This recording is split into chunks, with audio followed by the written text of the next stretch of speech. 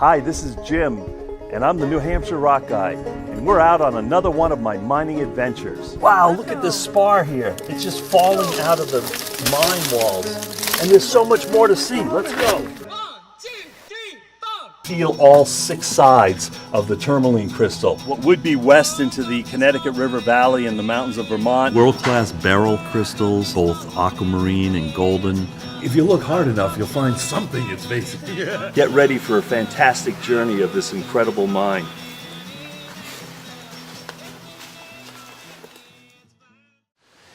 Hey, it's Jim Pecora, and I'm here with Tracy Messer from Marlow, a local historian, and I'd like to let you introduce yourself and tell a little bit more of your background. Well, thank you, Jim. It's always exciting to go on an adventure with you here. Oh, cool. You're welcome anytime. I've been studying the history of the Monadnock region for decades, and this is a first for me. And one of the things that got me interested in mining in this area is the fact that back in 1941, the largest forest fire in the state of New Hampshire took place right here in southwestern New Hampshire.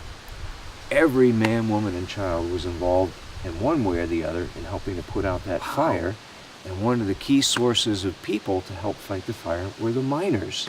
Because they were already here. Exactly. Yep. They knew the woods, they knew the tools of the trade, and probably had some pumps that could be used. Absolutely. Certainly they were instrumental in helping to keep the fire under control.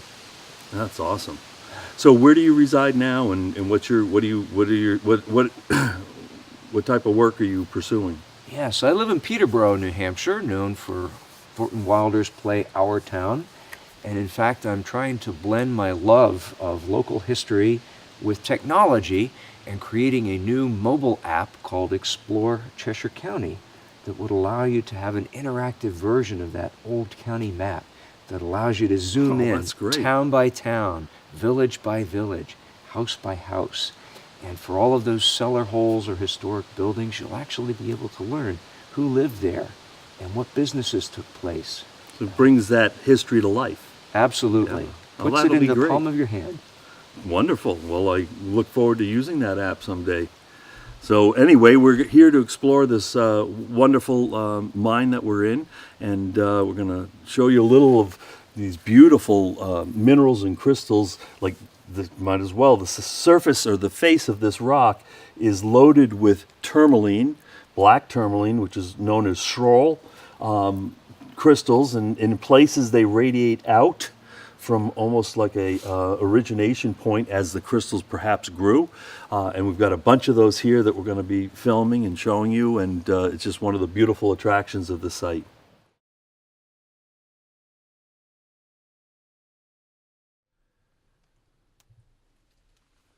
Great, we're here inside of one of the mine tunnels, and you just saw some beautiful mica crystals, and I'm just trying to explain to the best of my ability what causes these holes like this in the rock. And if you've ever picked up a river rock and you've seen some areas where, again, softer minerals might have washed out, these would be softer areas. In a different area of mines and mining, there would actually be pockets within which crystals would grow. The one thing, unfortunately, for southwestern New Hampshire is we don't have many pockets, but a pocket would be made of decomposed feldspar, and it's almost like mud. And it decomposes, it creates a vacuum, not a vacuum, but a place where water would be in there, and the minerals in the water would form and grow into the pocket. So that's when you see the beautiful quartz crystals and the like. So these are the equivalent of that. And as we go back over here near that mica crystal, again, we see one above it, we see one below it. This whole face is riddled. There's a couple more just above us that are even larger in size.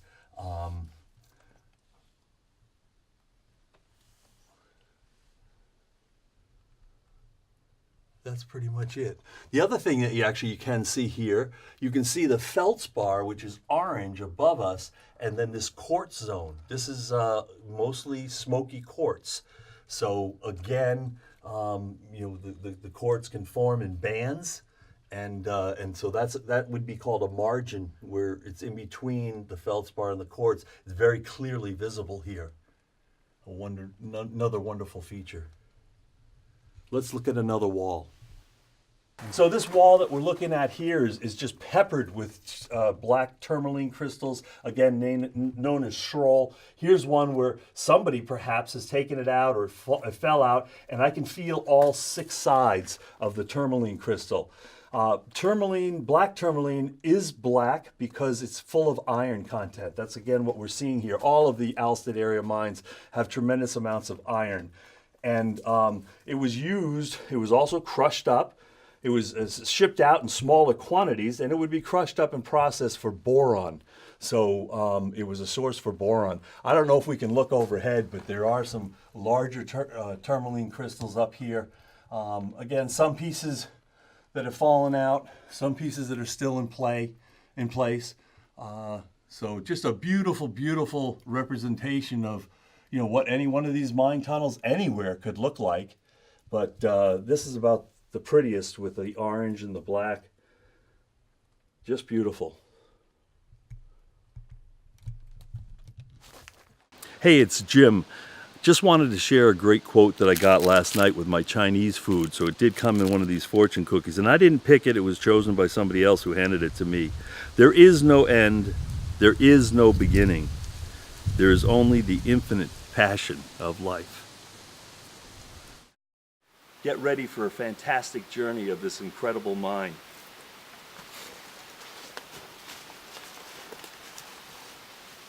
Hey, let me tell you a little bit about our mines in this area of South Western New Hampshire. Many of them are subterranean, and these mines have now filled with water to the point where you can't get into any of the underground workings. But as you see behind me, we have a beautiful cavern here at this wonderful mine. It's just such a beautiful entry as we've come in through this beautiful path that's wandering its way in. And now we're going to enter into the depths of the earth, which is where most of the mines did go.